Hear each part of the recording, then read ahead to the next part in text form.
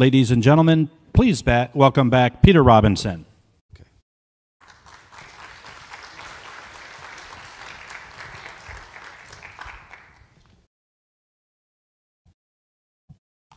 I see President Klaus. I'm waiting for him to speak because I have a feeling the debate over cooperation versus partnership versus this, that, we're still waiting for that to be refined.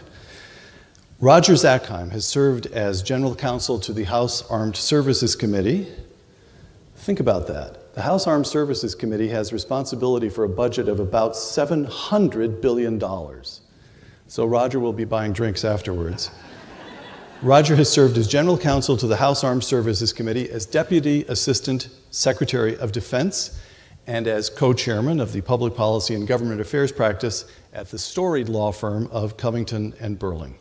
Mr. Zakheim writes and speaks frequently on national defense. He is also director of the Washington branch of the institution founded to continue the work of one of our two subjects today, Ronald Reagan. Ladies and gentlemen, the Washington director of the Ronald Reagan Presidential Foundation and Institute, Roger Zakheim.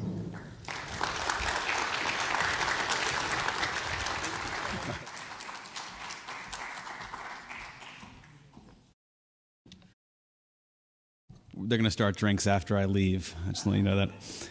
Good afternoon, everybody. My name is Roger Zakheim, and I have the privilege, as you just heard, of serving as the director of the Ronald Reagan Institute in Washington, D.C., which is only slightly less daunting than following the remarks and conversation you just heard with Attorney General Ed Meese.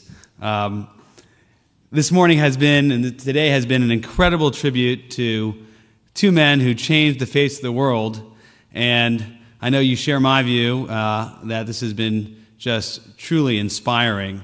I do want to just start out with a couple of thank yous. I'm grateful for the partnership with the White House Writers Group and the other esteemed event partners, the Victims of Communism, the Heritage Foundation, the Hudson Institute, the Institute of World Politics, and the Polish National Foundation. And really my gratitude goes beyond participating in today's event. I'm also grateful for the fine work these organizations engage in, sharing the critical lessons of history and truly carrying the flame. And I am inspired by the conversations and reflections I've heard about a president and a pope who did not look at history as preordained. The Polish pope and the U.S. president, as we've heard, did not accept détente or a world order where individual freedom was suppressed or denied. Instead, they looked forward and worked to shape a better world. In turn, they inspire the work of the new Ronald Reagan Institute in Washington, D.C. And I'll beg your indulgence for just a minute. I'd like to share a little bit more about our mission. The Reagan Institute is the Washington, D.C. office of the Ronald Reagan Presidential Foundation.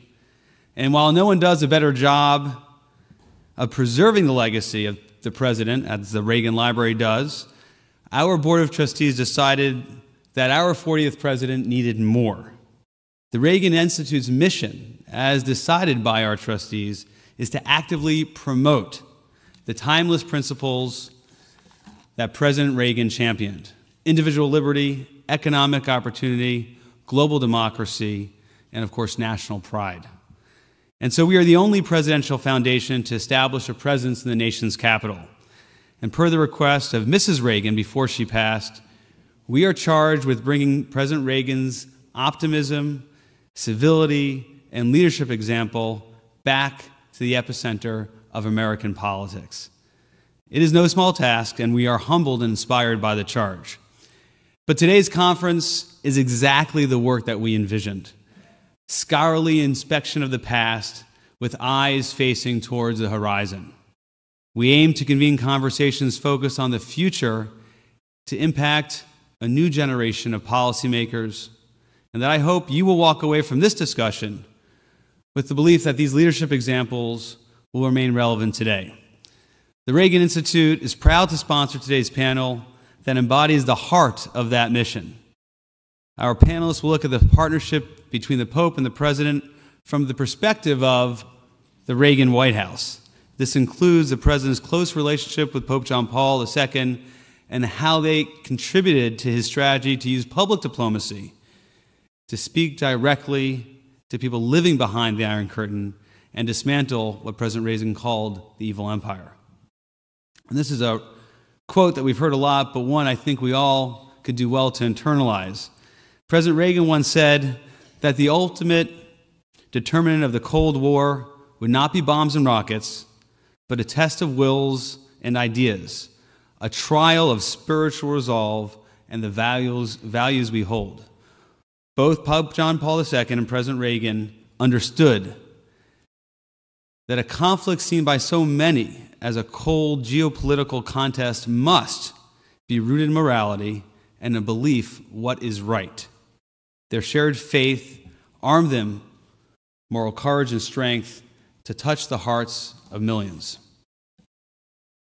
However, to liberate Europe and to fulfill the vision of a free world, it also involved the work of grand strategy. And so leading today's conversation, called We May Never Get Another Chance Like This, is a man you've heard a lot from, and you will continue to hear from, a dear friend and speechwriter extraordinaire and wordsmith, Peter Robinson. So he had a chance to introduce me, and I will now do the same for him. We'll also have a perspective of the historical lens of the Reagan White House from our Reagan biographer, UC Berkeley's finest, Dr. Stephen Hayward. And then John Lenchowski and Paulo Dobriansky will provide more color to the grand strategy in Soviet affairs from the perspective of inside the White House. So together, I know their conversation will more than do justice to the Reagan Institute's mission and the legacy of the 40th presidents. Ladies and gentlemen, I give you the next panel. Thank you.